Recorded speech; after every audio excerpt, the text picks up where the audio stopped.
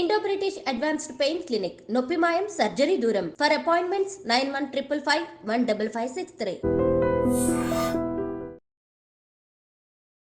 నమస్కారం, welcome to I dream. ధర్మ మార్గం విత్ విజిత కార్యక్రమానికి స్వాగతం.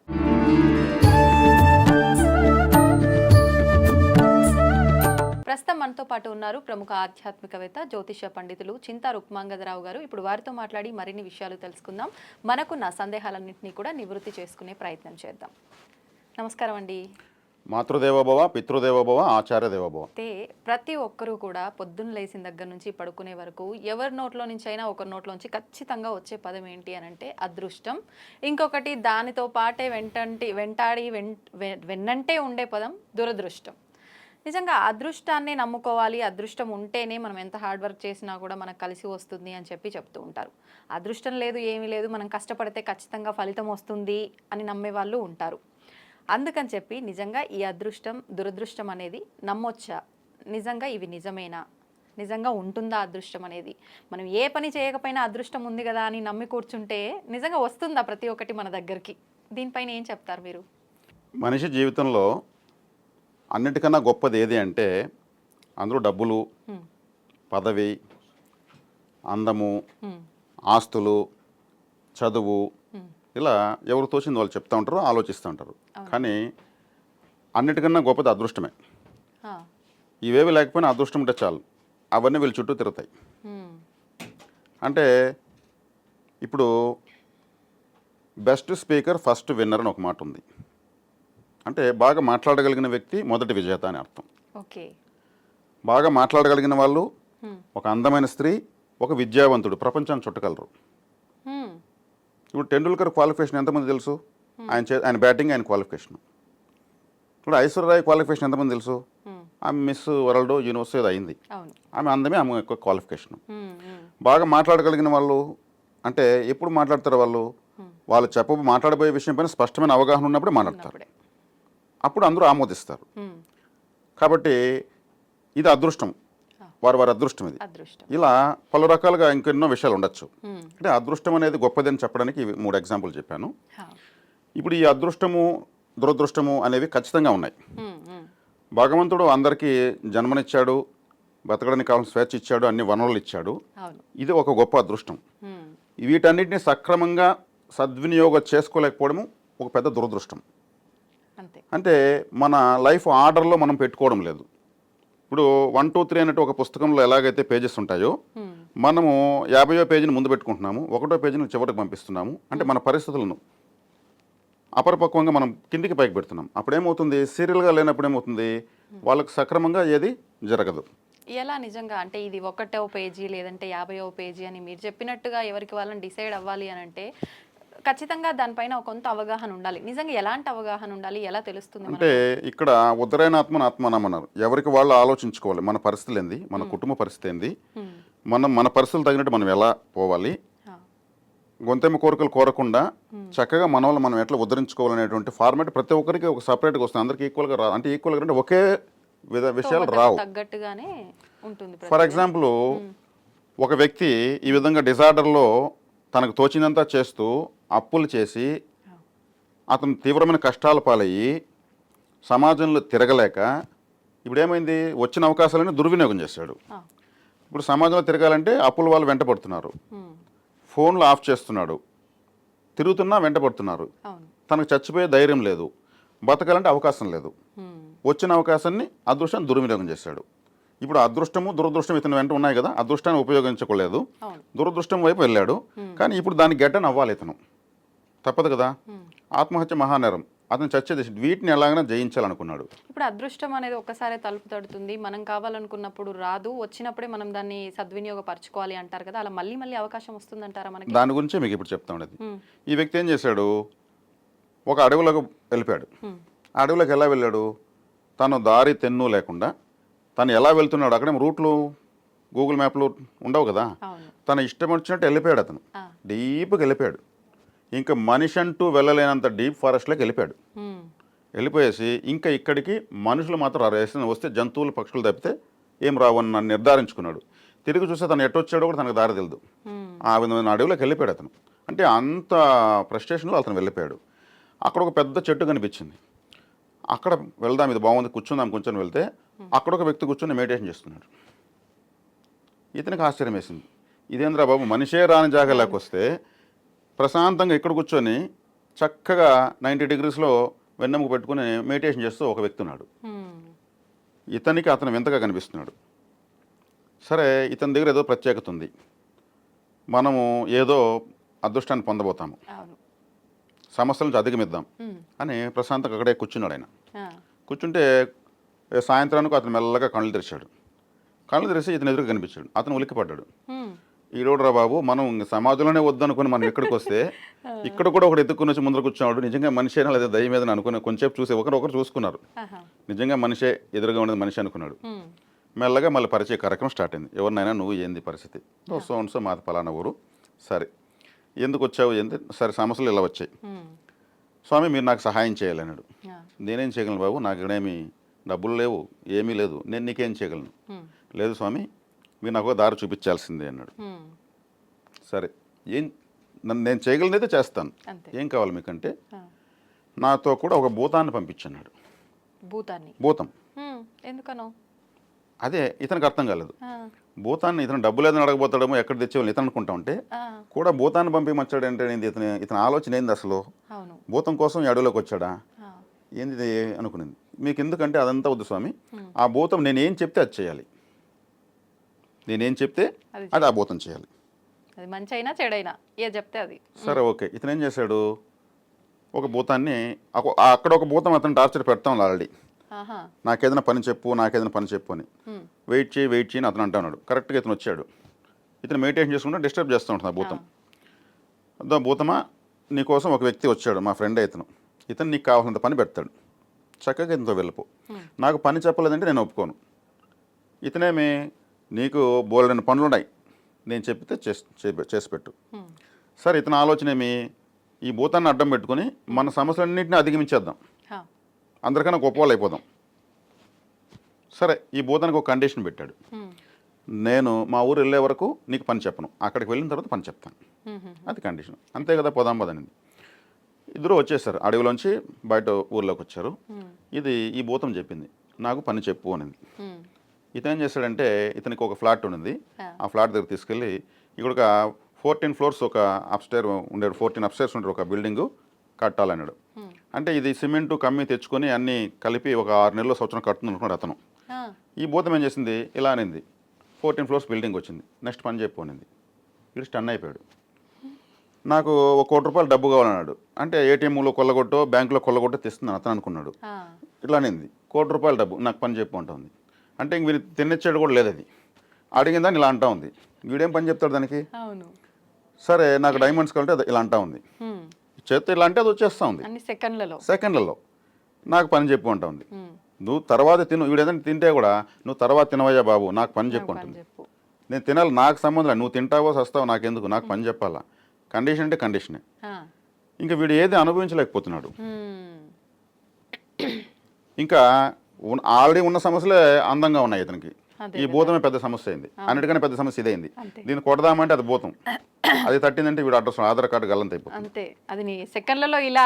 ఇలా అంటా ఉంది. ఈడేమనుకున్నాడు, ఒక పని చెప్తే అది పోయి ఒక 6 నెలలు సంవత్సరం చేసుకొస్తుందేమో అనుకున్నాడు. అది భూతం కాబట్టి అన్ని సెకండ్ల మీద అంటా ఉంది అన్నింటినీ. వీడిని నీళ్ళు కూడా తాగనేలేదు. వీడు మళ్ళీ అడుగు పరిగెత్తాడు.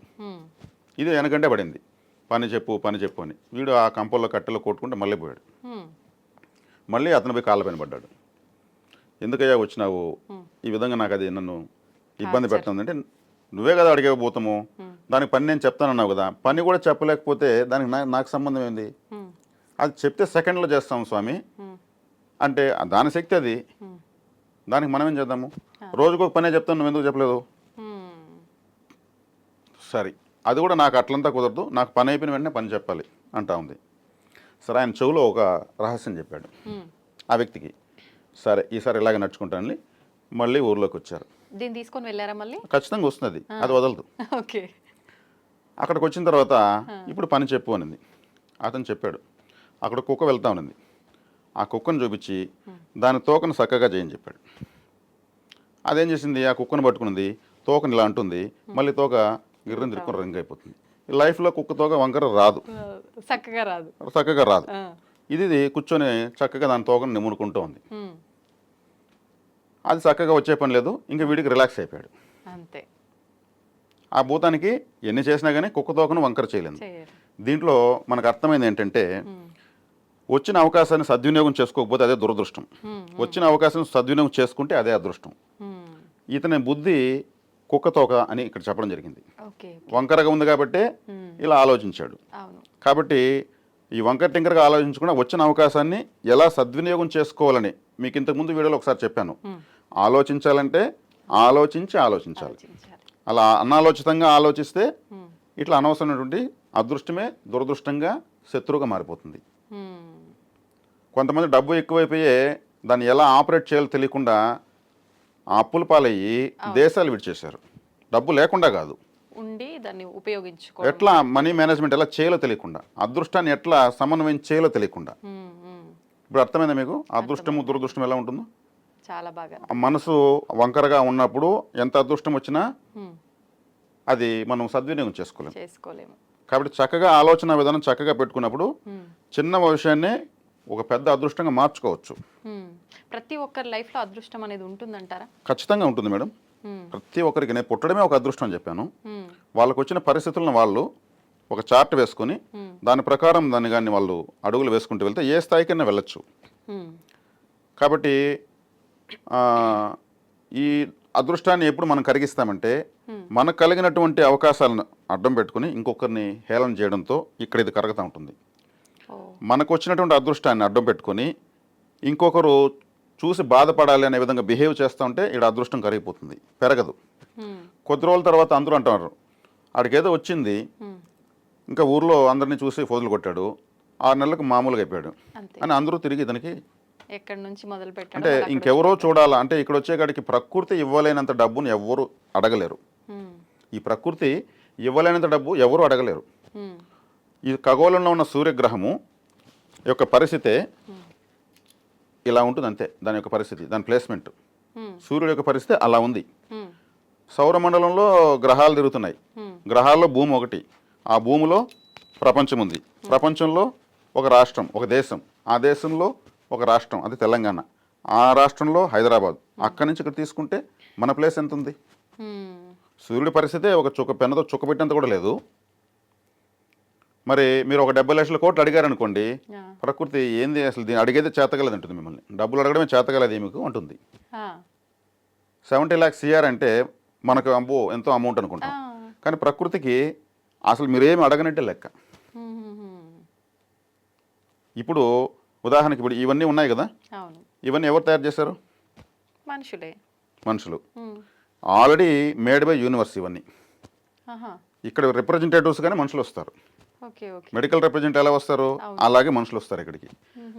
ఎవ్రీథింగ్ మేడ్ బై యూనివర్స్ అంతే.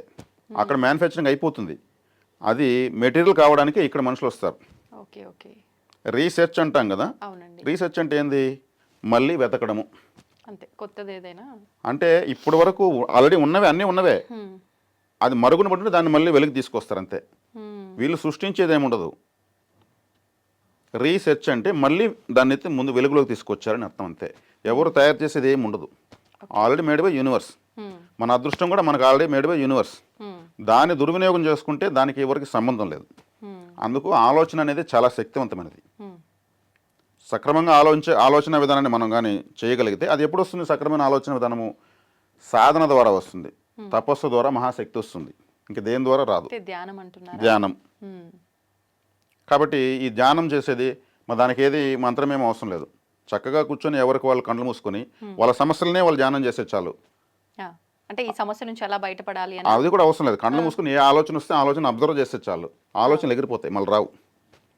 మీరు చెప్పినంత ఈజీ అంటారా? వాటిని అబ్జర్వ్ చేయమంటున్నా అంతే. నేను జపం చేయడం లేదు, మన సమస్యలను జపం చేయమని చెప్పడం లేదు. కళ్ళు మూసుకొని కూర్చొని మీరు లెక్క పెట్టండి మీకు ఏమేమి ఆలోచనలు వస్తాయో. కొద్దిసేపటి మీరే లాగితే కూడా బ్రెయిన్తో ఆలోచన రాదు. అంటే మీకు ఎన్ని సమస్యలు ఉన్నాయో అన్నీ ఇలా వచ్చి ఇలా పక్షులాగా ఎగిరి దూరంగా వెళ్ళిపోతాయి. అప్పుడు ఒక రిలాక్సేషన్ వస్తుంది. అప్పుడు మీరు జడ్జిమెంట్ తీసుకోండి, ఇప్పుడు ఏం చేద్దాం ఈ రోజుని, అది మెటీరియల్ అవుతుంది. ఈ గజిబిజి ఆలోచనలో అవుతుందా కాదా, వస్తుందా రాదా, ఏమవుతుందో ఎట్లవుతుందో అంటే అటు ఇటు 2 స్టెప్స్ వేస్తూ ఉంటుంది బ్రెయిన్. హ్మ్. అప్పుడు వీటన్నిటిని మనము క్లెన్సింగ్ చేసామంటే చక్కటి ఎటువంటి అలలు లేనటువంటి నీటి సరస్సు, మంచినీటి సరస్సులాగా బ్రెయిన్ ఉంటుంది. అప్పుడు తీసుకున్న నిర్ణయం ఖచ్చితంగా మెటీరియల్ అయిపోతుంది. ఓకే. అంతే, ఇక్కడ మంత్రాలు లేవు, దేవతలు కూడా లేరు. ఇప్పుడు సమస్యలు అన్నాం కదా, సమస్యలు లేని మనిషే ఉండరు అని అంటుంటాము. ప్రతిసారి ఇదే మాట్లాడుకుంటూ ఉంటాం. కానీ నాకే ఇంత పెద్ద సమస్య వచ్చింది, ఎందుకు ఇలా అయ్యింది అని చెప్పి మళ్ళీ నిజంగా అవతల వాళ్ళకి సమస్య లేదు, నాకే ఉంది సమస్య, అది కూడా చాలా పెద్ద సమస్య, నేను దాంట్లోంచి బయటికి రాలేను అని చెప్పి మళ్ళీ దాని గురించి అతిగా ఆలోచిస్తూ ఉంటాం. నిజంగా ఎందుకు ఇలా అవుతుందంటారు? సమస్యలే లేకపోతే మనిషి చాలా దురదృష్టవంతుడు. సమస్య లేకపోతే లేకపోతే దురదృష్టం. ఎందుకంటారు అలా? ఎందుకంటే సమస్య ఉన్నప్పుడే మనిషి తను ఎలా బతకాలో, తను ఎలా ఉద్ధరించబడాలో, ఎలా అభివృద్ధి చెందాలో ప్రయత్నిస్తాడు. సమస్య లేకపోతే ఒక అడవిలోనో కొండపైన ఒక రాయి లాంటి వాడు అంతే. ఏమి దానికి ఏ సమస్య లేదు. గాలి వచ్చినా సమస్య లేదు, వాన వచ్చినా సమస్య లేదు, ఎండ వచ్చినా సమస్య లేదు, అక్కడే ఉంటుంది, ఏ పని లేదు, దేంట్లో చలనం లేకుండా ఉంటుంది. ఏదైనా సమస్య వస్తే ఇప్పుడు ఒక సినిమా తీస్తారు, హీరోకి చివరి వరకు సమస్యలు ఎదురుతుంటాయి విలన్ వల్ల. వాటన్నింటిని అధిగమించినప్పుడే సినిమా సీరియస్గా చూస్తారు. హీరోని, హీరో ఫ్యామిలీని, హీరో ఫ్రెండ్స్ని ఇబ్బంది పెట్టడము, ఇతను మళ్ళీ సీన్లో దిగి గొడవ పడ్డము, చివరిలో విలన్ మాత్రం సింపుల్గా అరెస్ట్, అలా ఒక చివరి సీన్లో అరెస్ట్ అయ్యి నవ్వుతూ వెళ్ళిపోతాడు అంతే. మళ్ళీ నేను అంత చూస్తానే, అప్పటి వరకు ఇతన్నే ఈ విలన్ ఆడుకుంటాడు. ఇతని సమస్యలన్నీ అధిగమించినప్పుడే ఆ సీన్లో హీరో ఎంటర్ అవుతాడు. అంటే సినిమా కూడా సమస్యలు హీరోకి ఎక్కువ పెడితేనే హిట్ అవుతుంది. హీరోయిన్ నిరూపించుకోవాలంటే గమని కుర్చేసి కూర్చుంటే సినిమా హిట్ అవుతుంది. మనతో గొడవపడే ఒక భార్య ఉండాలా, అలాగే పిల్లలు ఉండాలా, మరి నిష్ఠూరం చేసే బంధువులు ఉండాలా, మరి మన జోబులో డబ్బులు ఎత్తుకొని సొంతంగా ఖర్చు పెట్టుకుంటుంటే మంచి స్నేహితులు ఉండాలా, మనకు కొన్ని కన్ఫ్యూజన్స్ ఉండాలా, దానికి ఫోన్ చేసి సలహా అడిగిన ఒక మిత్రుడు కావాలా, ఇవన్నీ కావాలి. ఇవన్నీ అదృష్టాలు. ఇవేవి లేకపోతే ఎట్లుంటుందంటే ఒక అనాథ లాంటి జీవితం. కరెక్ట్ అండి, అది అనుభవిస్తేనే తెలుస్తుంది కదా. దానిలో మాధుర్యం ఆలోచిస్తే అర్థమవుతుంది. నేను చెప్పినవే మెడిటేషన్ చేయండి ఎవరైనా సరే, ఈ వీడియో చూస్తున్న వాళ్ళు కూడా. భార్య ఎంతో గొప్పది, తను ఇంకెవరితో గొడవపడుతుంది? ఎందుకు గొడవపడుతుంది? బాధ్యతాయుతంగా గొడవపడుతూ ఉంటుంది, పిల్లల కోసము, అభివృద్ధి కోసం గొడవపడుతూ ఉంటుంది. ఇప్పుడు స్నేహితులు ఉంటారు, నమ్మక ద్రోహులు చేసే వాళ్ళు ఉంటారు, మన కోసం ఏదైనా చేసేటువంటి సాహసం చేసి మనం కాపాడేటువంటి వాళ్ళు ఉంటారు. ఇవన్నీ ఉన్నప్పుడే అదృష్టవంతులు. లేకపోతే ఈ సమస్యలు లేని వాడు అదృష్టవంతులు అనుకుంటే అసలు అది క్వశ్చనే కాదు, అది దానికి ఆన్సరే ఉండదు. కాబట్టి మనకు ప్రకృతి అనేది మనల్ని ఉద్ధరింపజేసేదానికోసమే కొన్ని సమస్యలు మనకి ఇస్తుంది. ఆ చార్ట్ని మనము సక్రమంగా 1, 2, 3 అనేసి కంప్లీట్ చేసుకుంటూ రావాలి. అప్పుడు మన నైపుణ్యం బయటపడుతుంది. కాబట్టి సమస్యలు లేని వాళ్ళు ఎవరు అంటే అందరూ సమస్యలు ఉన్న వాళ్ళే, ఎవరి సమస్యలు వాళ్ళకి పెద్దవి. కాబట్టి కొంతమంది గొప్ప వాళ్ళు అంటూ ఉంటారు, మేము ఎన్నో కష్టాలు పడ్డాం కాబట్టి ఈరోజు ఈ స్థాయిలో ఉన్నాం, మేము ఎన్నో సుఖాలు పడ్డాం కాబట్టి ఆ మాట ఎందుకు రాదు? అంటే వాళ్ళ అన్ని కష్టాల ఫలితమే ఈ రోజు ఉన్నట్టు ఈ అద్భుతమైన జీవితం అని వాళ్ళు అనుభవంతో చెప్తారు. నిజంగా అన్ని కష్టాలు అనుభవిస్తేనే మంచి సుఖవంతమైన జీవితం ఉంటుందంటారా? ఇది కర్మభూమి. అంటే ఇక్కడ మనిషిగా పుట్టిన దేవుడు కూడా కష్టాలు పడాల్సిందే. శ్రీరామచంద్రుల వారు ఆ లైఫ్ అంతా కష్టాలే కదా. అవునండి. కట్టెగా నేలపైన పడుకున్నాడు, కట్టెలు తెచ్చి కుటీరాలు వేసుకునేసి ట్రైబల్ లైఫ్ అనుభవించాడు. భార్య దూరమైంది, పిల్లలు దూరమయ్యారు, రాజ్యం దూరమైంది, తల్లిదండ్రులు దూరమయ్యారు, అన్నదమ్ములు దూరమయ్యారు. కోతులు పట్టుకుని ఒక పెద్ద మహాప్రపంచ స్థాయి వీరుడిపైకి యుద్ధానికి వెళ్ళాడు, వానర సైన్యాన్ని. ప్రతి సెకండ్ ఆయన ట్రబుల్ని ఫేస్ చేస్తూ అధిగమిస్తూ వెళ్ళాడు. ధర్మం ఎప్పుడు తప్పలేదు. మరి ఆయనకి అక్కడే కూడా జాంబవంతుడు, హనుమంతుడు లాంటి గొప్ప గొప్ప వాళ్ళు వచ్చి మీట్ అయిపోయారు. ఒక ఇన్ఫర్మేషన్ తన రాజ్యాన్ని పంపించుంటే దశరథ మహారాజు సామ్రాజ్యంతో వచ్చి రావణాసుడి పైన పడేది. అటు పోలేదు. మరి ఆయన మన సాక్షాత్ శ్రీ మహావిష్ణువే, ఆయన ఎన్ని ట్రబుల్స్ ఫేస్ చేయలేదు, ఎన్ని అసౌకర్యాలు అనుభవించలేదు. ఇవన్నీ అంటే ఎవరికైనా కష్టాలు తప్పవు, దాన్ని అధిగమించిన వాడే గొప్పవాడవుతాడు అని నిరూపించడం కోసం వాళ్ళ కష్టాలు అనుభవించారా, లేదంటే దేవుళ్ళకి కూడా కష్టాలు తప్పవు, మానవులకి ఈ భూమి పైన పుట్టిన తర్వాత దేవుడైనా మనిషిగా పుడితే కష్టాలు తప్పవు, వాటిని అనుభవించినప్పుడే కృషి ఉంటే మనుషులు ఋషులు అవుతారు, మహాపురుషులు అవుతారు అనేదానికి ఇదే తార్కాణం. నేను రెడీ అన్నప్పుడే ప్రకృతి మనకేదన్నా నువ్వు ఎలా రెడీనో చూపిస్తానని చెప్పి మనకేదైనా ముందుకు ఇస్తుంది. అవునండి. నేను ఏమి చేయను అనుకున్న వాడికి ఏమి ఇస్తుంది? నాకు ఆకలి లేదంటే అన్నం పెడతారా? లేదు. కాబట్టి నేను రెడీ అన్నప్పుడే ఏదైనా వస్తుంది. దాన్ని ఎలా ఛేదించాలో అదే రీసెర్చ్, ప్రతి ఒక్కటి రీసెర్చే. అదే పాండవులు ఉన్నారు, పాండవులు మరి వాళ్ళు ఏకచక్రపురంలో మారువేషాల్లో ఆకలిని ఎవరు జయించలేరు. సాక్షాత్ దైవ స్వరూపులు వాళ్ళు. అవును. ఇల్లు వెళ్ళి భవతే భిక్షాందేహిని అడుక్కొని తెచ్చి అంతా ఒక చోట పెట్టి వాళ్ళ తల్లి దగ్గర ఆమె ఎవరికి ఎలా పెట్టాలో, ఎవరి కడుపు ఎంతో తల్లికి తెలుసు. అందుకే తల్లి కడుపు చూస్తుంది, భార్య జోబు చూస్తుంది అంటారు. ఆమె పంచేది ఐకమత్యాన్ని వదలలేదు వాళ్ళు. తల్లిని ఎంత ఆరాధించారు. అవును. సమాజానికి ఈరోజు దేవతలుగా ఆరాధించబడుతున్నారు. మరి దుర్యోధనుడికి ఎందుకు ఆలయాలు లేవు, పాండవులకి ఎందుకు, ద్రౌపది మాతకి ఎందుకు అంత ఆదరణ ఉంది? పంచమహాపతివ్రతలు ఆమె ఒకటి, అవును. సీతా, సావిత్రి, ద్రౌపది, మండోదరి, అరుంధతి 5 మందిలో ఈమె ఒకటి ఉంది. మరి ఆరో పతివ్రతను ఎందుకు చెప్పలేదు? వాళ్ళంత ఖచ్చితమైనటువంటి జీవితాన్ని అనుభవించారు. అందరికీ ఆదర్శమైన యుగ యుగాలకు వాళ్ళు కీర్తించబడుతున్నారు. వాళ్ళు పడిందేమో కష్టాలు, పూజించబడుతున్నారు. ఇప్పుడు మంచి జ్ఞానం ఉన్న వాళ్ళు అయితే, ఇప్పుడు మీరు ఎలాగో ద్రౌపది టాపిక్ మాట్లాడారు కాబట్టి, మంచి జ్ఞానం ఉండి వివరణ తెలిసిన వాళ్ళు అయితే మూర్ఖంగా మాట్లాడరు. అంటే 5 భర్తలు ఉన్న ద్రౌపది పతివ్రత అని మన పురాణాల్లో ఒక ఆడదాని గురించి మాట్లాడారు గొప్పగా అని అంటే ఎటువంటి పురాణాలు మనవి, ఎటువంటి శాస్త్రాలు మనవి? మరి ఇప్పుడు ఒక్క భర్త ఉన్న వాళ్ళని, మనం నిజాయితీగా ఉన్న వాళ్ళని కూడా అంత నిజాయితీగా మాట్లాడరు స్త్రీ గురించి అని అంటే, శాస్త్రాలే తప్పు అనే ఒక పోకడలో కూడా మాట్లాడే అజ్ఞానులు ఉన్నారు. ఏం చెప్తారు? నిజంగా ద్రౌపది 5 భర్తలు ఇక్కడ ఇవి శాస్త్రాలు కావు, పురాణాలు. మహాభారతం అనేది పురాణము, శాస్త్రం కాదు. శాస్త్రం అంటే జ్యోతిష్ శాస్త్రం, వాస్తుశాస్త్రం లాంటివి. ద్రౌపదీదేవి ఆమె సాక్షాత్తు ఇంద్రుడి భార్య సచీదేవి. ఇంద్రుడు తన పంచేంద్రియాలను 5 వ్యక్తులుగా పాండవులు వచ్చారు. ఇప్పుడు సచీదేవిగా ద్రౌపదీదేవి జన్మెత్తింది. మరి తన భర్తను తను పొందాలి. తన భర్తను తను పొందినప్పుడు ఇక్కడ మనకు పంచభూతాలుగా తన భర్తను తను పొందింది. అర్థమైందా? ఆమె ఎవరోగా సచీదేవి. పురాణంలో వెనక్కి మనకు మదర్ డాక్యుమెంట్స్ వెనక్కి తీసుకుంటూ వెళ్తే సచీదేవి. ఆమె ఒక జన్మలో భర్తకు, ఒక ఋషి భార్య ఆమె, ఆ భర్తకు చేసినటువంటి సేవకు, ఆయన ఒక కుష్ఠరోగి, ఆమె ఎంతో నియమ నిబద్ధతలతో 3 జన్మలు ఆమె ఏ విధమైనటువంటి మానసిక దోషం లేకుండా ఎంతో క్రమశిక్షణతో భర్తకు సేవ చేసింది. కానీ స్త్రీగా తను పొందవలసినటువంటి ఏ విధమైన సౌఖ్యాన్ని పొందలేదు, ఎటువంటి వ్యామోహానికి గురి కాలేదు.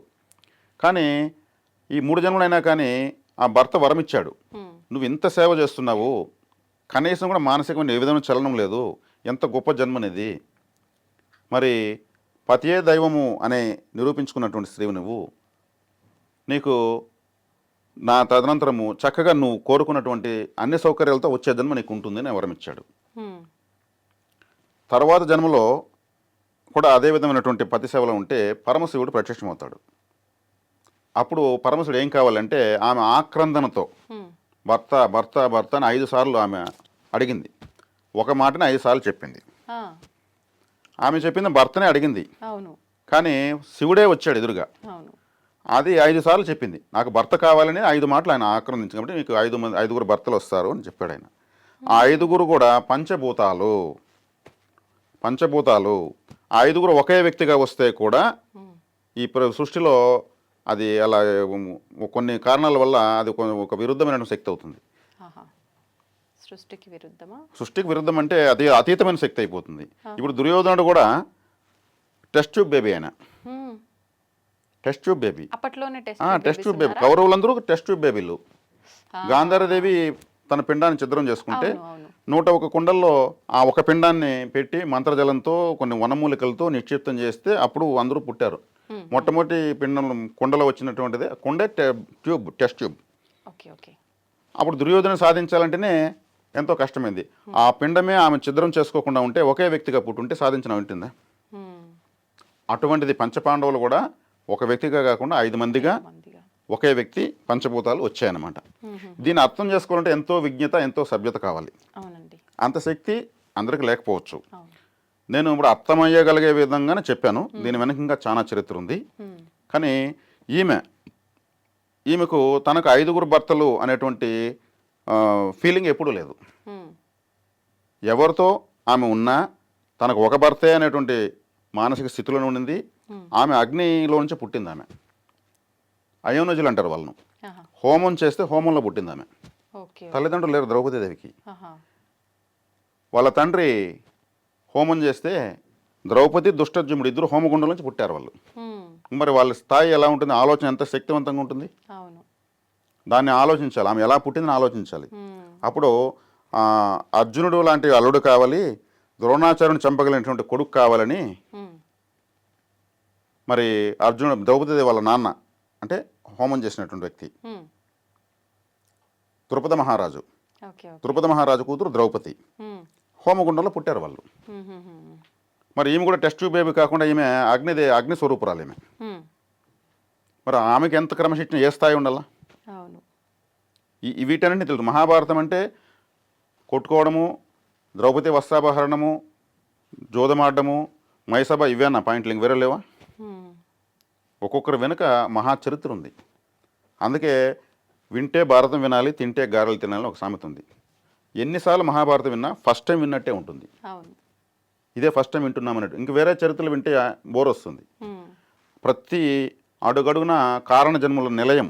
ఉమ్, అందుకే శ్రీకృష్ణుల వారు చివరిలో అందరికీ మరణానికి అవకాశం లేని వాళ్ళందరినీ కూడా ఆయన సమాప్తి చేసేసాడు. భీష్మాచార్యులు అని ఎవరు చంపలేరు, ఉమ్, ఉమ్, ఆయనకి జన్మ సమాప్తి చేశాడు. కర్ణుణ్ణి ఎవరు జయించలేరు, హరిహర బ్రహ్మాదులు వచ్చి ఆయన జయించలేరు, ఉమ్, ఆయనకు జన్మను సమాప్తి చేశారు. ద్రోణాచార్యులు ఎవరు సాధించగలరు, మొత్తం విద్యలు నేర్పించింది ఆయన. ఆయన్ని ఎందుకు చేశాడు ఉమ్, చెప్పండి, మీకేమైనా ఆలోచన ఉందా? వీళ్ళందరినీ ఎందుకు శ్రీకృష్ణుల వారు ఆ యుద్ధంలో ముగించేశాడు? రాబోతుంది కలియుగం. ఉమ్, ఈ యుగంలో, ఈ కలియుగంలో, పాపయుగం, ఈ యుగంలో ఇంత గొప్ప వాళ్ళు ఉండకూడదు. ఒకవేళ వీళ్ళని వదిలేస్తే ఈ కలియుగంలో చూసే పాపాలు చూసి వీళ్ళే సూసైడ్ చేసుకునేస్తారు. అంటే పాపాలు చూసి వాళ్ళు మహాజ్ఞానులు వాళ్ళలా చేసుకోవడం కన్నా వాళ్ళ వల్ల వీళ్ళు మంచిగా మారే అవకాశం ఉంటుందేమో అని ఆలోచించవచ్చు కదా. ఆలోచించవచ్చు. కానీ ఇక్కడ వచ్చే కాడికి, కలియుగం పెట్టే కాడికి ఒక కథ ఉంది. ఉమ్, ఆ కథ ఎలా ఉంటుందంటే, కలియుగం పెట్టింది ఒక వ్యక్తి, ఒక రైతు పొలాన్ని ఇంకొక రైతుకు అమ్మాడు డబ్బుల కోసం. అతను తీసుకునేసాడు. ఉమ్, తీసుకున్న తర్వాత ఇతను దున్నుతున్నాడు. ఆ, దున్నుతా ఉంటే ఒక పెట్టెలేసింది, అందులో బంగారం ఉంది. ఉమ్, ఇతనేమి పొలమే కదా కొనుక్కున్నాము, ఈ బెట్టి నేను కొనలేదు కదా అని ఇతను ఎత్తుకెళ్ళి అక్కడ ఇచ్చాడు. ఎవరికి? ఆ రైతుకి ఇచ్చాడు. మీ పొలంలో ఈ పెట్టి ఉంది, నీకు తెలుసుంటే నువ్వు నాకు అమ్ముండు అని. ఆ, ఇప్పుడు ఇతనేం చేశాడు, నేను పొలం వేసా, అందులో ఏమున్నా నీదే ఆ, అని ఇతను అంటున్నాడు. అది కలియుగం పెట్టబోయే చివరి గడియల్లో అలా జరిగింది. అది ఇంకా కలియుగము ఇంకా రేపు ఎల్లుండో పెడుతుంది జనవరి 1 లాగా అనేటప్పుడు ముందు ఒక 1 వీక్ బిఫోర్ జరిగిన స్టోరీ ఇది. ఉమ్, ధర్మరాజు దగ్గరికి పోయింది. ధర్మరాజు అప్పుడు వాళ్ళ మనవడు జనమే పరీక్షిత్ మహారాజు ఉన్నప్పుడు, కరెక్ట్, పరీక్షిత్ మహారాజు ఉన్నప్పుడు. అప్పుడు వీళ్ళిద్దరూ రాజు దగ్గరికి వెళ్ళారు. రాజా, నేను పొలం అమ్మాను, అందులో ఆ పెట్టి దొరికింది, అది ఆయనదే. అమ్మేసిన తర్వాత అందులో ఏమున్నా నాది కాదు. ఉమ్, సరే, బాగానే ఉంది అనుకున్నాడు ఆయన. రాజా, నేను పొలాన్ని కొన్నాను, అందులో పెట్టిన కొనలేదు, ఇది అతనిది. ఆయనది. అతను డబ్బు లేకనే కదా నాకు అమ్మాడు, అందులో పెట్టింది తెలియదు కదా, ఇప్పుడు తెలిసింది ఇచ్చేస్తున్నాను, నాకు వద్దు స్వామి, నేను డాక్యుమెంట్ ఆయన రైట్ చేశాను అని అతను. ఇప్పుడు ఇతనికి రెండు ధర్మ సంఘటన అయిపోయింది. ఏం చెప్పాలి? రెండు సైడ్ల రెండు సైడ్ న్యాయమే ఉంది. అప్పుడు ఆయన పండితులను పిలిచి అడిగితే, రాజా ఒక 1 వీక్లో కలియుగం పెడుతుంది, కలియుగం తీర్పు చెప్తుంది అంటే, సరే 1 వీక్ తర్వాత రండి అన్నాడు ఆయన.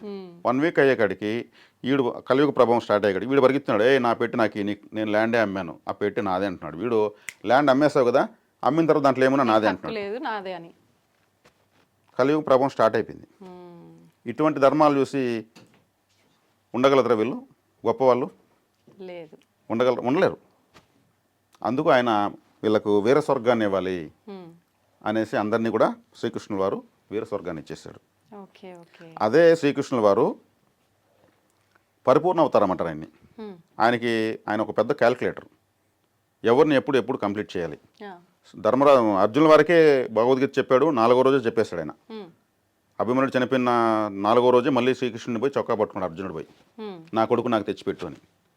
అప్పుడు నేను తలగొట్టుకున్నాడు, అర్జున 4 రోజుల ముందే చెప్పాను నీకు, సమస్తము నాలోకే వస్తూ ఉంది, విశ్వరూపం అయితే చూపించాను, ఇక్కడున్న వాళ్ళు ఎవరు బ్రతకరు, నువ్వు యుద్ధం చేయకపోయినా నేను నీ ప్లేస్లో ఇంకొక 10 మంది అర్జునులు తెచ్చుకోగలను, కానీ నీకెందుకు అవకాశం ఇచ్చానో దాన్ని సద్వినియోగం చేసుకో అని భగవద్గీతలో చెప్పాడు. నువ్వు డిసప్పాయింట్ అయిపోయి నా కొడుకు నాకు తెచ్చి అంటే, నీకు భగవద్గీతను ఎందుకు చెప్పిందంటే, అప్పుడు అర్జునుల వారు అవును నిజమే, మళ్ళీ నాకు ఇంకొకసారి చెప్పు భగవద్గీత అన్నాడు. ఆయన 2వసారి భగవద్గీత చెప్పాడు అర్జునుడికి. కానీ అదే ఉత్తరగీత 2వసారి చెప్పాడు కాబట్టి మళ్ళీ చెప్పాడు, ఉత్తరగీత అయింది అది. చివరిలో మళ్ళీ ఉద్ధవుడు శ్రీకృష్ణుల వారి క్లాస్మేట్ చిన్నప్పుడు, ఏంది కృష్ణ నాతో చదువుకున్నావు, నాతో ఆటలాడావు, అర్జునుడు 2 సార్లు భగవద్గీత చెప్పవు, నాకు చెప్పకూడదంటే అప్పుడు ఉద్ధవుడికి చెప్పాడు ఆయన గీత. అది ఉద్ధవ గీత అయింది. కానీ భగవద్గీతలో చెప్పింది ఉత్తర గీతలో లేదు, ఉత్తర గీతలో చెప్పింది ఉద్ధవ గీతలో లేదు. ఈ 3 గీతలు చదివితే మనకు బతకడానికి ఎటువంటి సందేహాలు ఉండవు. అంత గొప్ప జ్ఞానం ఆ 3 గీతలు. దాంట్లో ఒకటి సంబంధం లేదు. కానీ మూడిట్లో అద్భుతమైన బ్రహ్మజ్ఞానం ఉంది. శ్రీకృష్ణుల వారే చెప్పింది యాస్టీ చెప్పలేకపోయాడు. అంటారు దేని నుంచి మనం ఏం నేర్చుకోవచ్చు అంటారు సింపుల్ గా చెప్పాలంటే 3 గీతలు? రాబోయే కలియుగానికి కావాలన్న అన్ని రకాల విజ్ఞానం ఆ 3 గీతల్లో ఉంది. వాటిని మనం స్టడీ చేసి ఆలోచిస్తే చాలా అప్పటికే మనకు 6 లెవెల్ పెరిగిపోయింది ఆ 3 గీతలు చదివిన తర్వాతనే. అంటే ఆ జ్ఞానం ఎప్పుడైతే మన బ్రెయిన్లో లోడ్ అవుతుందో యూనివర్సిటీ నుంచి చదివేటప్పుడు మన చుట్టూ నెగటివ్ ఎనర్జీ దూరం వెళ్ళిపోతుంది. అందుకు గీత గొప్పది. కాబట్టి ఉద్ధవ గీత, ఉత్తర గీత, భగవద్గీత 3 గీతలు చెప్పాడు శ్రీకృష్ణుల వారు. కానీ ఆయనే సేమ్ యాస్టీస్ మళ్ళీ చెప్పలేకపోయాడు. దానికి ఎగ్జాంపుల్ చెప్పిన, మీరు స్టూడియోకి వస్తారు ఈరోజు, ఇదే స్టూడియోకి మళ్ళీ రేపు వస్తారు కదా, మీరు ఎక్కడెక్కడ కాళ్ళు పెట్టుకొచ్చి అదే ప్లేస్లో కాళ్ళు అడుగుపెట్టి రాగలరా? లేదు. కానీ స్టూడియోకి అయితే వస్తారు కదా. సేమ్ అలాగే ఆయన కూడా గీతలో 3 విధాలుగా చెప్పాడు. 3 విధాలను అద్భుతమైన జ్ఞానం ఉంది. కాబట్టి ఆయనకు తెలుసు ఎవరిని ఎప్పుడు ఎలా వాళ్ళని నిర్జించాలి, మోక్షాన్ని ఇవ్వాలనేసి. అంత పెద్ద ఎక్కువ వరకు శ్రీకృష్ణుల వారికే. మహాభారతంలో అందరూ అనుకుంటారు యుద్ధం చేసిన భీముడు, అర్జునుడు హీరోలు వాళ్ళిద్దరు అనుకుంటారు. టోటల్ హీరో శ్రీకృష్ణుల వారు. ఆయనకి చాలా వర్క్ ఎక్కువ. అందుకే ఆయన ఆ వెపన్స్ ఎత్తుకోకుండా గుర్రం పగ్గాలు పెట్టుకునేసి చేతిలో కూర్చొని మొత్తం క్యాలిక్యులేట్ చేసుకుంటే రేపు ఏం చేయాలి, ఈ రోజు ఏం చేయాలని చూసుకుంటూ వచ్చాడు ఆయన. ప్రణాళిక వేస్తున్నారు ఆయన. బ్రెయిన్ వర్క్ చేశాడు అనమాట. కాబట్టి ఇలా ఆలోచిస్తే మహాభారతం ఇలా చెప్పుకుంటే ఇప్పటి వరకు ఎవరు వినటువంటి గొప్ప భారతం మనం చెప్పొచ్చు సమాజానికి. ఇప్పుడు మీరు చెప్పినట్టుగా చూస్తే నాకు ఒక సందేహం ఉండేది. మనకు కృష్ణుడు అనగానే ఒకరే కనిపిస్తారు మనందరము వినేంత వరకు కూడా. కానీ కృష్ణులు కూడా 3 ఉన్నారు మహాభారతంలో. మీరు చెప్పిన విధానం వింటేనేమో గీతనే 3 రకాలుగా బోధించారు 3 సందర్భాల్లో అని చెప్పి. కానీ కృష్ణులే ఒక కృష్ణుడు కాదు 3 కృష్ణులు ఉన్నారు 3 రకాలుగా బోధించారు అని చెప్పి. నిజంగా కృష్ణుడు ఒకరుగా ఉన్నారా 3గా ఉన్నారా భారతంలో? కృష్ణ అనే పేరు ద్రౌపది పేరు కృష్ణ. ఇది చాలా మంది తెలియదు. అవునా? కృష్ణ ఆమె పేరు కృష్ణ.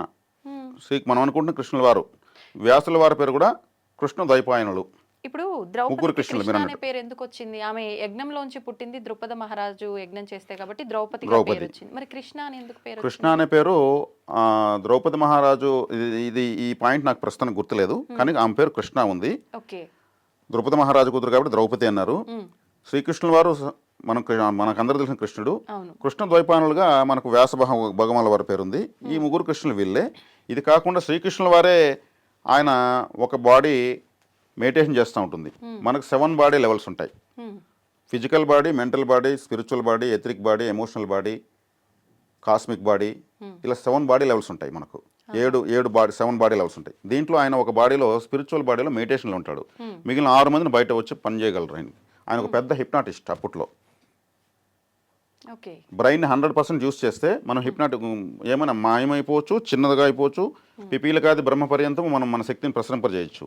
వివేకానంద స్వామి వారు 2% మాత్రమే. వివేకానంద స్వామి, ఐన్స్టీన్ లాంటి 2% బ్రెయిన్ యూస్ చేశారు. 98% వాళ్ళు బ్రెయిన్ యూస్ చేయలేకపోయినారు. అక్కడికే వాళ్ళు ప్రపంచ ప్రసిద్ధి చెందిన గొప్ప వాళ్ళు అయినారు. అప్పుడు మనం ఏ స్థాయిలో బ్రెయిన్ యూస్ చేస్తున్నాము? అసలు మన బ్రెయినే యూస్ చేయడం లేదు. అంటే బ్రెయిన్లోనే అంతా శక్తి ఉంది. 100% యూస్ చేసినటువంటి గొప్ప మహా అవతారం శ్రీకృష్ణ అవతారం. అందుకే పరిపూర్ణ అవతారం అనేది. ఆయనకి తెలుసు గతంలో మనమే రాముడు, గతంలో మనమే నరసింహస్వామి, గతంలో మనమే వరాహస్వామి, మనమే వైకుంఠములో ఉండే మహావిష్ణు మనమే, అన్నీ తెలుసు ఆయనకి. భూత భవిష్యత్ వర్తమానాలపైన గ్రిప్ ఉంది ఆయనకి. అందుకే శ్రీకృష్ణ అవతారం చాలా పరిపూర్ణ అవతారం. ఆయన్ని స్టడీ చేస్తే ఇంక మన లైఫ్ నల్లేరుపై నడకవుతుంది. అంటే చాలా సాఫీగా ఉంటుంది. ఈ భూలోకం పైన ఇంకో భూలోకాన్ని చూడగలుగుతాం, అంత నాలెడ్జ్ వస్తుంది. ఈ భూలోకం బృందావనంలాగా కనిపిస్తుంది, లేదంటే ట్రాఫిక్లో సిగ్నల్సే కనిపిస్తాయి. శ్రీకృష్ణుల వారిని స్టడీ చేసే చాలు. ఇప్పుడు ఆయన మనకు పక్కనే ఉంటూ ఉంటాడు, మనకు తెలియదు ఆ విషయం. ఎందుకంటే ఆయన గురించి గొప్పగా చెప్తున్నాం కదా. అవును. ఇప్పుడైతే ఆయనే ప్రతి ఒక్క యుగంలో ఒక్కొక్క అవతారంలా పుట్టబోతున్నాను అని, లేదంటే అవతరించబోతున్నాను అని ఆయనకు తెలుసు. ఇదంతా కూడా ఆయన పైన ఆధారపడి ఉందన్నారు కదా. మరి వీళ్ళందరినీ, ఇంతమంది దేవతల్ని కాకుండా కృష్ణుని ఒక్కరిని ఆరాధిస్తే సరిపోతుందంటారా మనందరం కూడా? ఇక్కడ వచ్చే కాడికి ఏకం సత్ విప్ర బహుదా వదంతి అని ఉంది. సత్యం ఒకటే, ఏకం సత్ సత్యం ఒకటే. విప్ర అంటే సమాజము లేదా జనాలు, బహుదా వదంతి అంటే పలు రకాలుగా, వదంతి అంటే ప్రచారం ఉంది. ప్రచారం. ఓకే. ఏకం సత్ విప్ర బహుదా వదంతి. ఇప్పుడు సత్యం ఒకటే కానీ పలు రకాలుగా ఉంది. అదే ఇప్పుడు క్రిస్టియన్ మతం ఉంది, ముస్లిం మతం ఉంది, హిందూ మతం ఉంది, జైన మతం ఉంది, బౌద్ధ మతం ఉంది, మరి పార్సీలు ఉన్నారు, మతము అంటే అభిప్రాయం అని అంతే, ఇంకే మీనింగ్ ఇంతకు మించి ఏం లేదు. ఆ. వాళ్ళకు నచ్చిన విధంగా వాళ్ళు ఆ అభిప్రాయంతో వాళ్ళు బతుకుతున్నారు అంతే. కానీ సత్యం ఒకటి, అక్కడ వాళ్ళు కూడా దేవుణ్ణి మళ్ళీ పూజిస్తాడు. ఇది హ్మ్. అందరూ పూజించేదంతా దేవుణ్ణే, సత్యాన్నే. సత్యం అయితే ఒకటే, కానీ పలు రకాలుగా ఉంది. Okay okay. హ్మ్. ఇప్పుడు ఒక యాపిల్ కాయ ఉంటుంది, అవును. మీరు కొరుక్కొని తింటారు, నేను కోసుకొని తింటాను, అతను జ్యూస్ చేసుకొని తింటాడు, ఇంకొక అతను పగల కొట్టుకొని తింటాడు. తినేది యాపిల్నే. అంతే అంతే. హ్మ్. అది వాళ్ళ మతం వాళ్ళ అభిప్రాయం. తినే విధానంలో మార్పులు కానీ తినే పండు అట్లా భగవంతుని ఆరాధించే విధానాలు వేరువేరుగా ఉంటాయి, మ్మ్. కానీ చివరికి అందరూ పూజించేది భగవంతుని. ఓకే. అయితే ఇప్పుడు కృష్ణుడికి అంతా తెలుసు. ఇందాక మీరు చెప్పినట్టుగా ఒక్కొక్క దాని వెనకాల ఒక్కొక్క అర్థం ఉంది. అంత మహాయోగులను అక్కడికి అంతం చేయడానికి కారణం కూడా ఏంటి అని చెప్పారు. ఇప్పుడు ద్వారకా మునిగిపోతుంటే కూడా కృష్ణుడు అక్కడ ప్రజల్ని కాపాడలేకపోయాడు, దాని నుంచి రక్షించలేకపోయాడు అని చెప్పి అంటారు. అంటే ఇక్కడ రక్షించే అవకాశం ఆయన చేతిలో ఉంది, అయినా రక్షించలేకపోయాడు అని అంటే దానికి ఇంకేదైనా అర్థం ఉందంటారా? ఏంటి అర్థం? ద్వారక అనేది శ్రీకృష్ణుల వారి నిర్యాణం తర్వాత మునిగింది, శ్రీకృష్ణుల వారు ఉండంగా మునగలేదు. అవునా? శ్రీకృష్ణుల వారి నిర్యాణం అయిన తర్వాత సముద్రుడికి ఆయన ఆదేశం ఇచ్చేశాడు, ఇక నువ్వు దీన్ని తీసుకెళ్ళి లోపల తీసుకెళ్ళని. అది ఒక షిప్ పైన కట్టాడు శ్రీకృష్ణుల వారు. యాక్చువల్గా ద్వారకా నగరమే ఒక షిప్పు, సముద్రంలో ఒక పెద్ద షిప్ పైన నీటిలో మునగకుండా నిర్మించిన ఒక నిర్మాణం విశ్వకర్మ చేత. జరాసంధుడుతో 17 సార్లు యుద్ధం వస్తే 17 సార్లు యుద్ధం చేస్తూ ఉంటే ఈయన చివరగా ద్వారకలో అక్కడ వచ్చి ద్వారకా నగరాన్ని సముద్రంపై నిర్మించాడు. అంటే జరాసంధుడు నీటి వద్దకు వచ్చి యుద్ధం చేయలేడు, అందువల్ల అతను బలహీనతను గుర్తించి ఇక్కడ నిర్మించడం జరిగింది. ఇక కలియుగ సమాప్తి అవుతా ఉంది, కలియుగం ప్రారంభమవుతోంది, యుగ సమాప్తి అవుతోంది. ఈ నగరము ఉండడానికి సముద్ర గర్భంలోకి వెళ్ళాలని శ్రీకృష్ణుడి యొక్క ఆదేశాల మేరకే దాన్ని సముద్రుడు వచ్చి తీసుకెళ్ళాడు. కాబట్టి అది కూలిపోతుంది, కృష్ణుడు కాపాడలేకపోయినాడంటే యుగ సమాప్తి అయినప్పుడు కొన్ని ప్రళయాలు వచ్చేది సహజం. వాటిలో భాగంగా ద్వారకను శ్రీకృష్ణుల వారి ఆదేశాల మేరకు అది లోపలికి వెళ్ళింది. అప్పట్లో ఆయన వీసా పాస్పోర్ట్ సిస్టమ్ కూడా పెట్టుండేవాడు అని కూడా ఉంది. ఇతర దేశాల నుంచి కూడా షిప్పుల్లో ద్వారకను సందర్శించడానికి వచ్చి వర్తకులు అందరూ కూడా వచ్చి చూసుకుని వెళ్ళేవాళ్ళు. ఇప్పుడు కాదు వీసా పాస్పోర్ట్ సిస్టమ్, శ్రీకృష్ణ వారు అప్పుడే పెట్టారు. ఇతర దేశాల నుంచి షిప్పుల్లో వచ్చేవాళ్ళు, ముస్లిం కంట్రీస్ అంతా ఉన్నాయి కదా. ఇరాక్ నాకు ఒక మహానుభావుడు చెప్పాడు, ఇరాక్లో ఉన్నటువంటి స్త్రీలు ఇప్పటికీ ప్రపంచ స్థాయి వాళ్ళ సౌందర్యం ఎవరికి ఉండదంట, కాకపోతే వాళ్ళు సౌందర్య పోటీలకు రారంట వాళ్ళ యొక్క నియమ నిబంధనల ప్రకారం. మన ప్రాచీన రామాయణంలో ఇరాక్లో ఉన్నటువంటి స్త్రీల యొక్క అందాన్ని వర్ణించారని ఆయన చెప్పుకొచ్చాడు. అంటే అప్పుడు ఇరాక్ రాముడి యొక్క కంట్రోల్లో ఒక సామంత రాజ్యమే కదా, భూమండలాన్ని శ్రీరాములు వారు పరిపాలించారంటే ఇవన్నీ సామంత రాజ్యాలే కదా. కాబట్టి శ్రీకృష్ణుల వారు అది మునిగిపోతుంటే కాపాడలేకపోయేది ఏం లేదు, ఆయన నిర్యాణం తర్వాతనే అది సముద్ర గర్భంలోకి వెళ్ళింది. ఆయన ఆదేశానుసారమే ఆయన మొత్తము అన్ని ఆర్డర్లో పెట్టి ఏది ఎప్పుడైపోవాలి అన్నింటినీ చార్ట్ కంప్లీట్ చేసి నవ్వుతూ చనిపోయాడు శ్రీకృష్ణుల వారు. ఇప్పుడు శ్రీకృష్ణ వారి నిర్యాణం అంటే ఆయన చనిపోయాడు అనే కదా. అంతే. చనిపోయాడు అంటే ఇప్పుడు మనమైతే చనిపోయామంటే గుండె ఆగిపోతే చనిపోతాము, అక్కడికి క్లోజ్. కానీ శ్రీకృష్ణ వారు చనిపోయినాక కూడా ఆయన గుండె సజీవంగానే ఉంది అని చెప్పి, ఇప్పటికీ పూరి ఆలయంలో ఉంది అని చెప్పి ఇలాంటి వార్తలు వింటూ ఉంటాం. ఇది ఎంతవరకు నిజమంటారు? ఇప్పుడు ఒక పేదవాళ్ళు చనిపోతారు, వాళ్ళు అందరి సమాజంలో చాలా పేదవాళ్ళు, దాన్ని పీనుగా అంటారు. ఇంకొంచెం ఉన్న స్థితిలో వస్తే శవము అంటారు. ఇంకొంచెం గొప్పగా చనిపోతే దాన్ని పార్థివ దేహం అంటారు. దాన్ని ఇంకొంచెం పెద్ద వాళ్ళు చనిపోతే మృతదేహం అంటారు. ఇంకొంచెం గొప్ప వాళ్ళు అయితే పార్థివ దేహం అంటారు. ఇప్పుడు శ్రీకృష్ణుల వారిని చనిపోయారు అనకూడదు, అవతార సమాప్తి. ఖచ్చితమైన మాట చెప్పాలంటే ఆయన అవతార సమాప్తి చేశాడు. అంటే ఆయనే చెప్పాడు ఆత్మ పాత శరీరాన్ని వదిలి కొత్త శరీరాన్ని ధరిస్తుంది అనేసి. ఆయన ఈ యుగానికి ఆ శరీరంతో చేయాల్సినటువంటి బాధ్యత కంప్లీట్ అయింది కాబట్టి నేను చెప్పాను ఇంతకుముందే అన్నాను, నవ్వుతూ చనిపోయాడు అనేసి. బొటనవేలకి ఒక మహాపురుషుడి ప్రాణం తీసింది ఒక బాణం అని ఒక మాట ఉంది. ఆయన మహాపురుషుడు, ఆయన కాళ్ళు ఇలా ఆడించుకుంటూ అంతా కంప్లీట్ అయింది, మొత్తం మహాసంగ్రామం కంప్లీట్ చేశాము, కలియుగం పెట్టబోతోంది, నెక్స్ట్ మన వర్క్ ఏంటి అనుకుంటుంటే ఆయన కాళ్ళు ఆడించుకుంటూ ఉంటే ఆ కన్ను కన్నులాగా కనిపించి గత రామాయణంలో వాలి ఒక బోయవాడగా పుట్టి ఇది ఆయనకు భ్రమము చేసి వేశాడు. అప్పుడు ఆయన నవ్వాడు, నువ్వు వాలివి, నేను అప్పుడు నేను చెట్టు చాటు నుంచి కొట్టాను, నువ్వు చెట్టు చాటు నుంచి కొట్టావు, కర్మకు ఎవరు అతీతులు కాదు, నేనైనా సరే అది నీ బాకీ నువ్వు తీర్చుకున్నావు, నేను కర్మను అనుభవించేసిన హ్యాపీగా ఉంది, ఇది ఒకటి మిగులుంటే మళ్ళీ దీనికోసం నువ్వు పుట్టాలి నేను పుట్టాలా అని ఆయన నవ్వుతూ ఆయన కూడా హితబోధ చేసి ఆయన అవతార సమాప్తి చేశారు.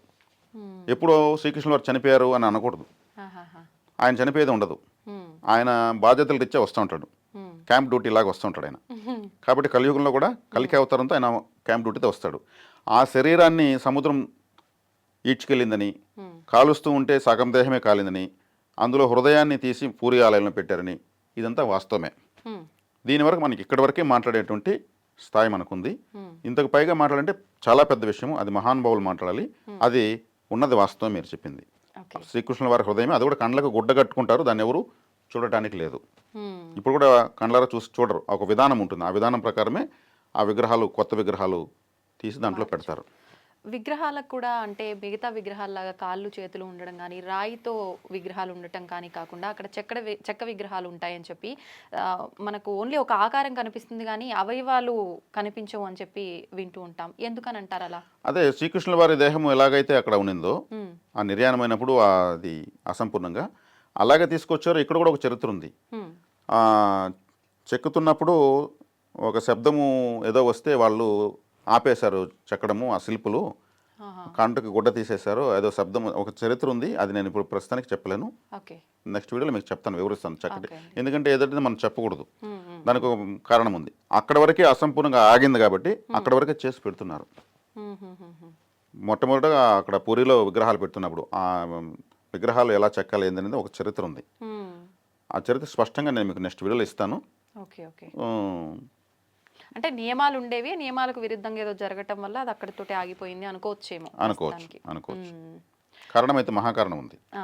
ఓకే, మనం ఖచ్చితంగా మరొక వీడియోలో దాని గురించి మాట్లాడుకుందాం. అయితే ఇప్పుడు మీరు మాట్లాడిన దాన్ని బట్టి కర్మ దేవుడు మానవ రూపంలో వచ్చి సృష్టిని నడిపిస్తున్నప్పటికీ ఆయన అనుభవించక తప్పలేదు. అది కనుక అనుభవించకపోతే మళ్ళీ దీనికోసమైనా నేను జన్మ తీసుకోవాలి కాబట్టి అక్కడికి అది క్లోజ్ చేశారు ఆ కర్మని అన్నారు కదా. మరి ఇప్పుడు మానవ జన్మ ఒకటే జన్మ ఉంటుంది అని, మళ్ళీ రాదు అని, వచ్చింది అంటే అది అదృష్టము అని చెప్పి అని అంటూ ఉంటారు.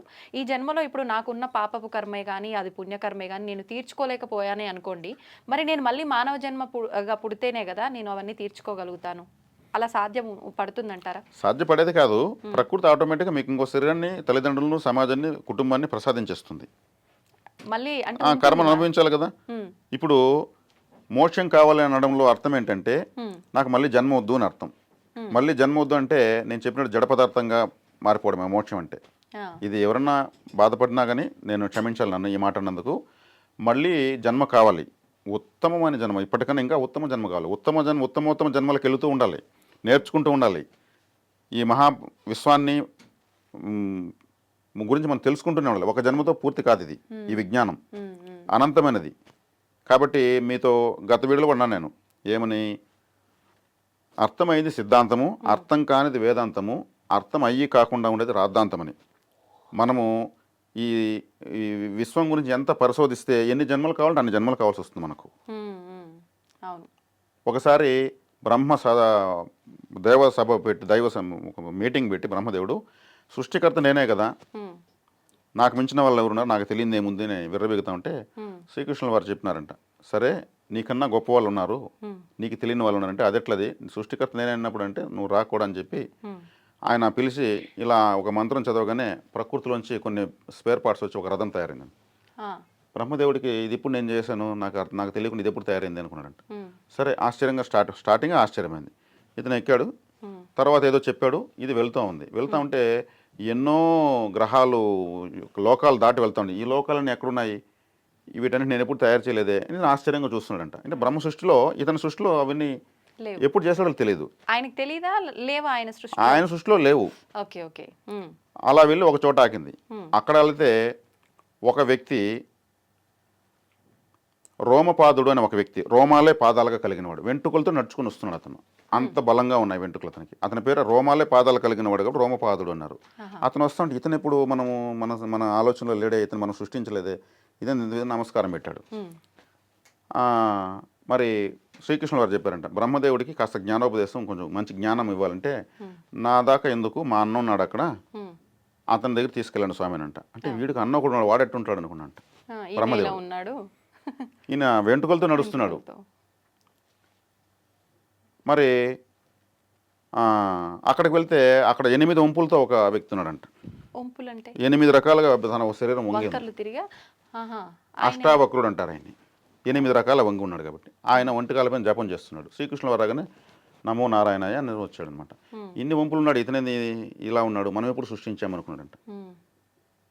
అప్పుడు బ్రహ్మదేవుల వారికి కాస్త మీరు జ్ఞానోపదేశం చేయండి అంటే అప్పుడు ఆయన చెప్పాడంట, అంటే ఈ అష్టావకుని గురించి తెలుసుకోవాలని నేను బ్రహ్మకు ఉత్సుకతగలిగితే మా తమ్ముడికి 1000 వెంట్రుకలు ఉన్నాయి, పెద్ద పెద్ద లావు వెంట్రుకలు, రోమపాదుడు అంటారు. అతను ఒక వెంట్రుక 1000 సంవత్సరాలకు ఒక వెంట్రుకలు రాలిపోతుంది. అతను ఒకసారి పుట్టి చేస్తే నాకు ఒక వంపు చక్కగా వస్తుంది అన్నాడంట. ఒక వెంట్రుక రాలిపోవాలంటే 1000 సంవత్సరాలు పడుతుంది, 1000 వెంట్రుకలు రాలంటే ఇంటూ 1000 సంవత్సరాలు. కానీ మా తమ్ముడు ఒకసారి పుట్టి చచ్చిపోతే నాకు ఒక వంపు చక్కగా వస్తుంది. 8 వంపులు చక్కగా రావాలంటే కొన్ని వేల సంవత్సరాల లక్షల సంవత్సరాలు దాన్ని బ్రెయిన్కి పేలిపోతుంది ఆ లెక్క వేసేకడికి, సున్నాల వేలు. బ్రహ్మదేవుడు అప్పటికి గడగడ వణుకుతున్నాడంట. ఇది నిజమా అబద్ధమా తర్వాత విషయం. చిన్నప్పుడు బామ్మలు పిల్లలకు చెప్పే కథ లాంటిది అనుకుందాం. ఇప్పుడు ఇది ఏదైనా పురాణంలో శాస్త్రంలో ఉందా? ఉంది. నేను చెప్పిన దానికి ఇది యథావిధిగా ఉండాలని ఏం లేదు. నేను కూడా చిన్నప్పుడు మీరు నన్ను అడిగినట్టే నేను మా అమ్మ దగ్గర కనుక్కున్న విషయం ఇది. ఆమె నా గురువు కాబట్టి అనంతమైనది జ్ఞానం ఈ సృష్టి. అందుకే శ్రీకృష్ణుల వారికి బ్రహ్మదేవుడు నీలాంటి బ్రహ్మలు ఎంతోమంది వచ్చి సృష్టించి వాళ్ళు గతించి తర్వాత నీకు ఇప్పుడు ఇన్ఛార్జ్ వచ్చింది, నువ్వు ఒక ఇన్ఛార్జ్ మాత్రమే, ఒక పదవి లాంటిది, అది కూడా ఒక పోస్ట్ బ్రహ్మ అనేది. ఆ పదవులకి నువ్వు వచ్చావు. నేనే అంత అనుకుంటే నువ్వు కానిది ఎంతో ఉంది అని చూపించడంలో పరమార్థం అది. అంటే ఆమె అష్టావకుడు ఎంత గొప్ప తపస్సు ఉండాలా, రోమపాదుడు ఎంత తపస్శక్తిగా ఉండాలా. మరి ఇలా ఆలోచిస్తే మరి మనం ఏ స్థాయిలో ఆలోచిస్తున్నాం అనుకోవాలి, మనం ఏం సాధిస్తున్నాం అనుకోవాలి. చేయకముందే అంత చేశానని అహంకార పడుతూ ఉంటాం మానవులు. ఇట్లా చెప్తూ పోతే ఇది అనంతంగా పోతుంది. మీరు అడుగుతూ ఉంటే నేను చెప్తూ ఉంటే ఇది అనంతం. దీనికి ఎండింగ్ స్టార్టింగ్ ఉంటుంది, ఎండింగ్ ఉండదు. అన్ని గొప్ప విషయాలే ఉంటాయి. అది సంతోషం అండి, చాలా మంచి విషయాలు తెలియజేశారు. మనం ఎక్కడో అదృష్టం దగ్గర మొదలుపెట్టి ఎక్కడి వరకో వచ్చేసాము, అయినా కూడా చాలా మంచి ఇన్ఫర్మేషన్ అయితే మా అందరికి కూడా ఇచ్చారు. ధన్యవాదాలు.